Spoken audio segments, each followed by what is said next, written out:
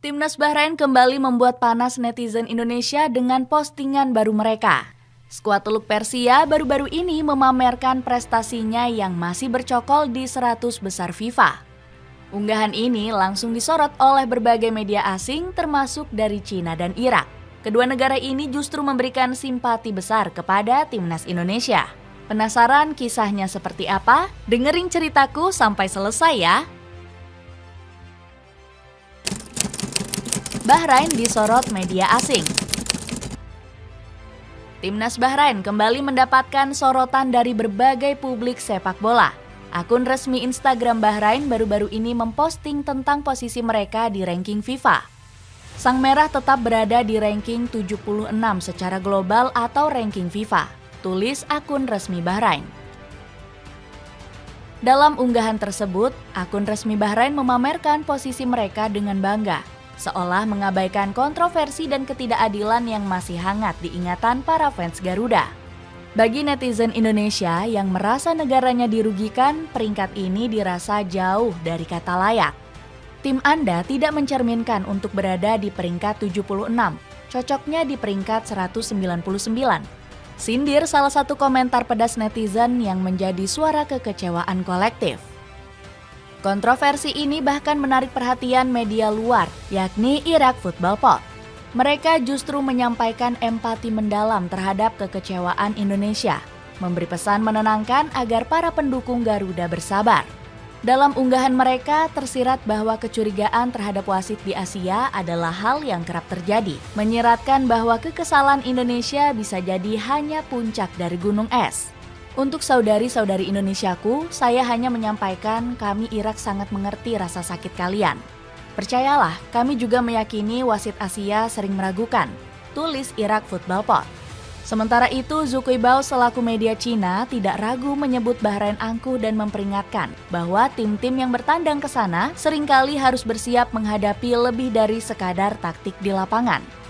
Tudingan ini seolah mengisyaratkan adanya strategi yang tidak selalu murni soal kemampuan bermain. Kami cukup heran ketika kami bertandang ke kandang Bahrain. Timnas Cina harus mempersiapkan mental mengenai taktik di luar strategi, dikutip oleh Zukui Bao. Respons ini mencerminkan ketidakpuasan yang lebih luas dari hanya satu laga. Mungkin saja di balik ranking yang dirayakan Bahrain ada pertanyaan besar tentang transparansi dan sportivitas dalam sepak bola Asia yang semakin menjadi perhatian para pendukung di kawasan ini. Wasit Ahmed Alkaf mulai panik. Wasit Ahmed Alkaf tengah berada di pusaran kontroversi setelah protes keras PSSI atas keputusannya dalam laga Indonesia versus Bahrain. Reaksi FIFA yang mendesak AFC untuk bertindak cepat seolah memperlihatkan keseriusan kasus ini. Bahkan AFC yang sebelumnya tampak condong melindungi Bahrain dengan usulan pemindahan venue, kini berbalik memanggil Alkaf untuk dimintai pertanggungjawaban. Langkah tiba-tiba ini menimbulkan dugaan kuat bahwa ada lebih dari sekadar keputusan wasit buruk dalam laga tersebut. Menurut laporan Nahar bin Kuwais, seorang jurnalis Timur Tengah, Alkaf bersama dua wasit lain kini diselidiki oleh AFC atas dugaan pengaturan skor, bukan hanya dalam pertandingan Indonesia versus Bahrain, tetapi juga laga Al Hilal versus Al Ain. Di tengah situasi yang memanas ini, Alkaf justru membuat pernyataan penuh drama di media sosial, tampak menyeratkan tekanan psikologis akibat serangan dari netizen Indonesia. Wahai sahabatku, jika aku tidak punya apa-apa selain hidupku, aku akan berkata, aku mengorbankan hidupku demi melihat matamu, tulis sang wasit di Instagramnya. Apakah ini hanya upaya untuk mengundang simpati atau tanda bahwa ia benar-benar merasa terpojok di tengah gelombang kritikan?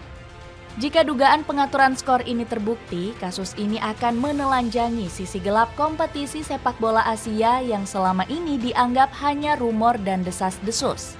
Akankah skuad Garuda mendapatkan keadilan?